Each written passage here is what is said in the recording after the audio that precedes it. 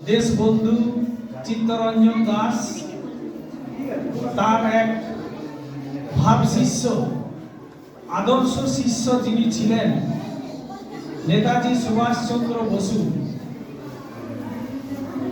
আসল নামটা সুভাষচন্দ্র বসু, পরে নেতাজিটা যোগ হয়েছে। আজ সারা দেশ বা পৃথিবীর কোথাও কোথাও আজকে নেতাজিকে স্মরণ করা হচ্ছে তার অবদানের জন্য। নেতাজি সুভাষচন্দ্র বসু ভারতের স্বাধীনতা সংগ্রামীদের মধ্যে একজন বীর অন্যতম। তিনি 1897 সালে 23শে জানুয়ারি উড়িষ্যার কটক শহরে জন্মগ্রহণ করেন। ওনার পিতার নাম জানকীনাথ বসু ও মাতার নাম প্রভাবতী দেবী।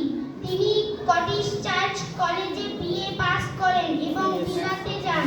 তারপর সেখানে তিনি আইসিএস পাস করেন। সেই স্বাধীনতা এবং ভারতবাসীর স্বাধীন মর্যাদা সুপ্রতিষ্ঠিত করার ক্ষেত্রে অনেক বিপ্লবী তার আত্মবলিদানের মধ্য দিয়ে আমাদের কাছে এই পরাধীনতার শিক্ষা মোচন করেছিলেন।